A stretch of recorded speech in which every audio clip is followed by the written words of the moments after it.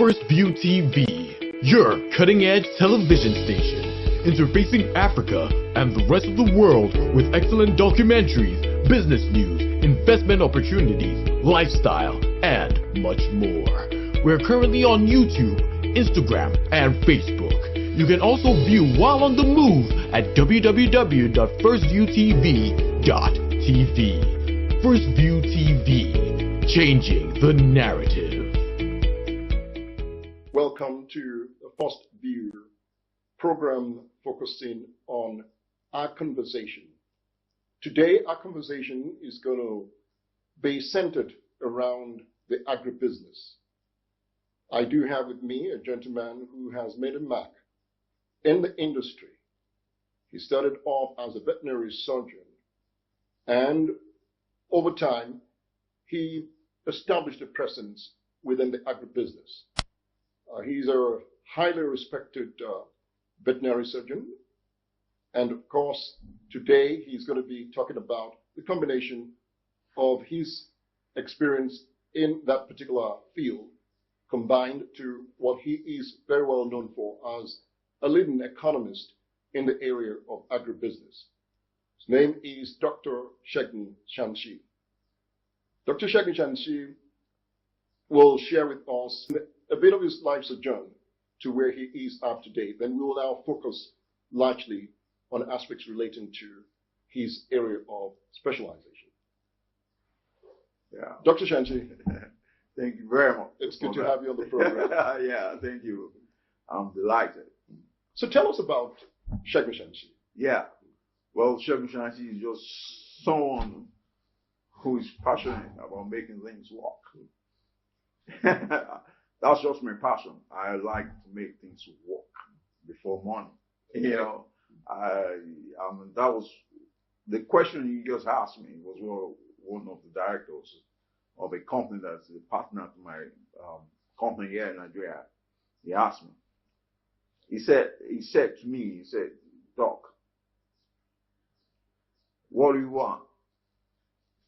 You know, because they have this perception about Nigerians you know. So I laughed. I said, you know, what I want most of all is for things to work.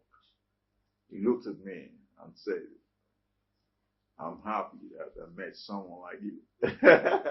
But that's just me. You know, I was writing articles in some, newspapers. I had an article. I was writing articles in Tribune, regular articles on animals and all that, you know, and I was doing everywhere. So I wanted more challenges, so I went back to university to go and do master's in Economist, which I found very, very, very, very interesting, and because it was an added value to my way of life, you know. It gave me a deeper, it gave me insight in how to face global challenges. You know, I was facing local challenges before, but you know, by the time I read Economist, you know, it opened me up to facing global challenges, which is what I'm doing now, right now. You know, and I give God the glory, you know. So fantastic. That's just me. Fantastic. That's quite illuminating. Yeah. Now, could you just share with the viewers when you make reference to the agroeconomics, how would you say its impact can be applied in terms of the day-to-day life experience of the average business person in the agri space? Thank you. That was very intelligent. Of course, you are in the industry, so you know you know what it takes to make it. Yeah, because what the question you have just asked me now is what it's going to take you from your local space to the global space. Because if you are able to have those qualities, then you'll be able to grow your business, you know, or grow whatever enterprise or whatever you're doing. Now, one of the things that you learn from reading economics or agroeconomics is you learn about data. You learn how to get data. You learn the importance of data, and then you learn data analysis. Because if you are doing business and you don't know about data, then I trust me, you're going to be local.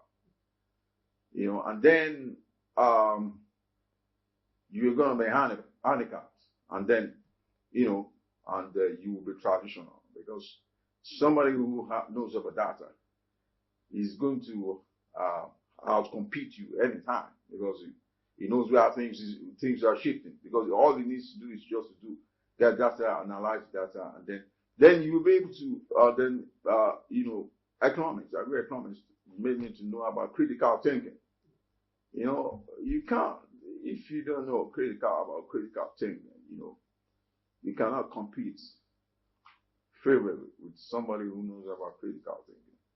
And what critical thinking, means, simple terms, is being able to get data, analyze the data, and then be able to review the data and look at where the data, the information the data is giving you, and then you see how, it gives you informed decision, actually. It gives you informed decision. So if you're competing with someone who has that ability, who is able to do critical thinking, then you are no match. You are no match. That is the reason why we are seeing, people in developed countries outshining Africans, outshining enterprises in the developed countries, outshining African enterprises, because they focus on critical thinking. And also, interestingly, the Asians are now doing the same thing. They are focusing on critical thinking, but you find out that people are still in the traditional. They still have the traditional mentality where you just do business and you try your best and expect that you will make profit. No. Let us put it into context. Yeah. So, traditionally, agriculture, particularly in an environment like Nigeria, and I can extend it to other African countries, has been seen from more of a primitive subsistence process of livelihood. And that has become a notion in the minds of a significant number, potentially professionals,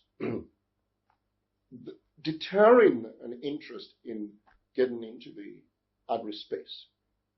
So if you can elaborate slightly, just to try taking away this process of thinking and letting people be able to see that agribusiness is more substantial and is highly diversified, because you have a full value chain in the agribusiness.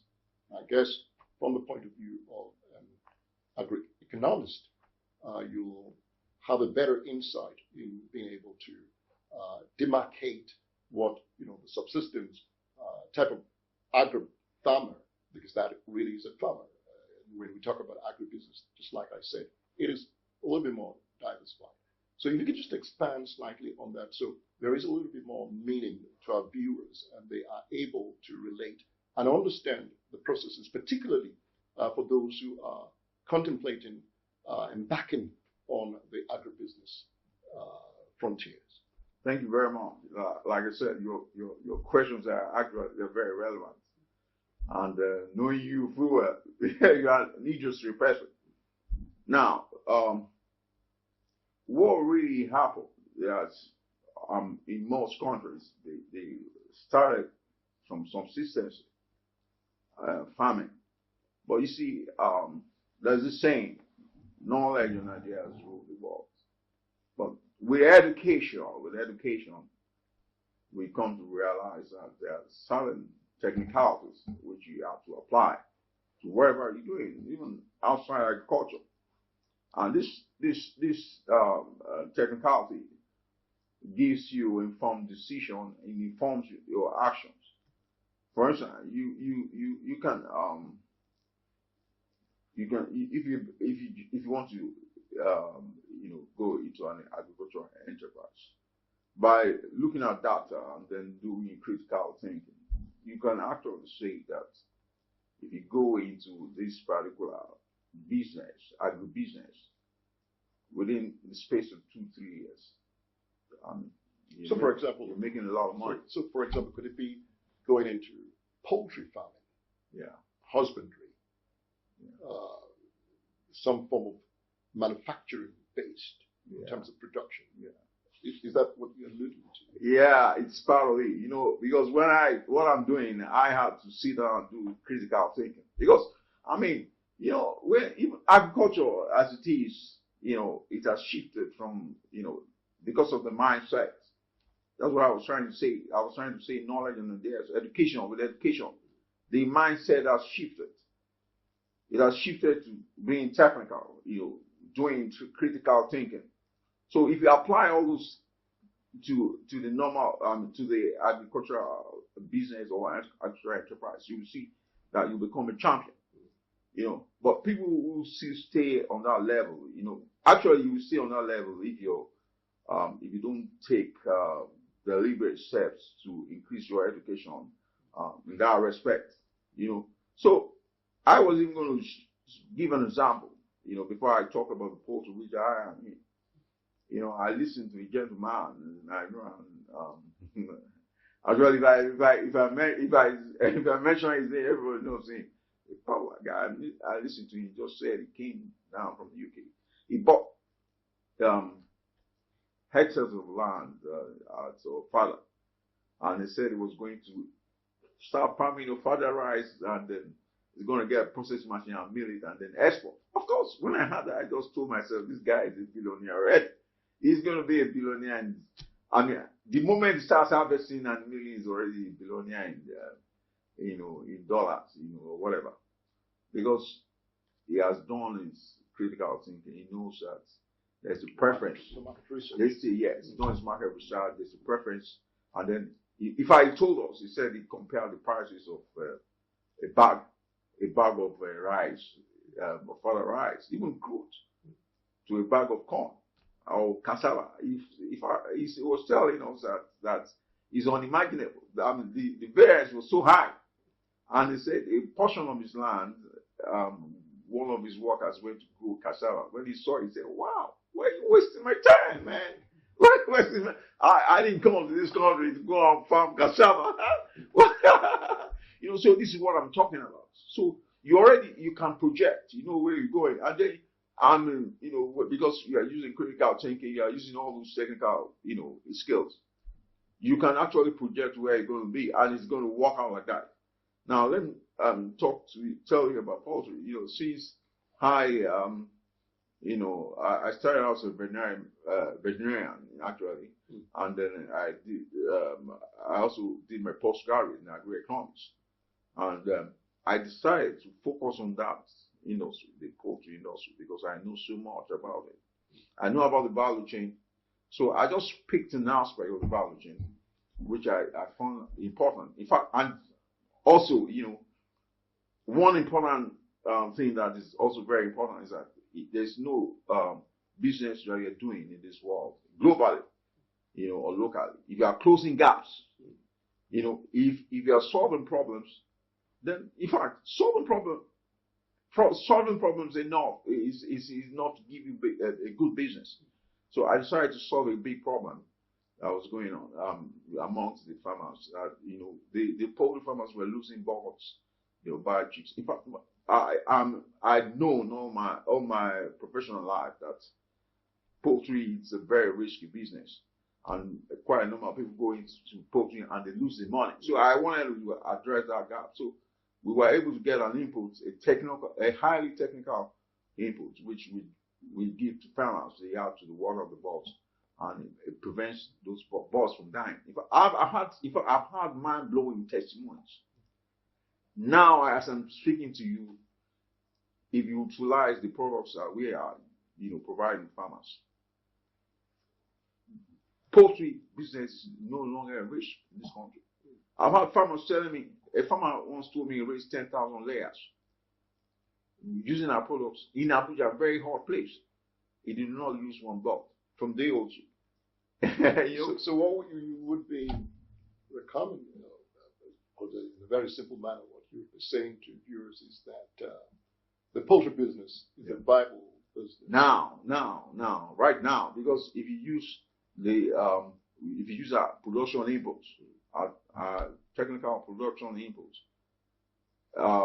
it will take the risk off you.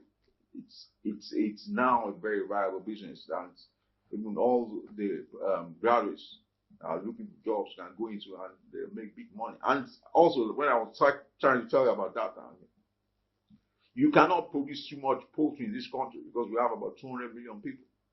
And for your information, from analysis, Nigerians eat more chicken meat, than any other meat. Why? In fact, I saw that in the paper written by a professor. I mean, I was dazed when I saw it. I couldn't believe it. I used to think that Nigerians, because the reason is that Nigeria has more easy access to chicken, right? So that's it. Accessibility. Very interesting. Yeah. Thank you very much, Dr. Segun. We definitely would want you back. Yeah. It's been quite insightful, and I'm sure our viewers have benefited tremendously from your wealth of knowledge. So you've heard it. It's here at First View Television, focusing on agribusiness. We've just listened to Dr. Segun Sansi, and we will look into having him back again, elaborating on this subject matter. At this point, I want to sign off, wishing you all well, thanking you for your audience. Please don't forget, subscribe on our YouTube channel, our Facebook, and Instagram. Most appreciated. First View TV, your cutting-edge television station, interfacing Africa and the rest of the world with excellent documentaries, business news, investment opportunities, lifestyle, and much more. We're currently on YouTube, Instagram, and Facebook. You can also view while on the move at www.firstviewtv.tv. First View TV, changing the narrative.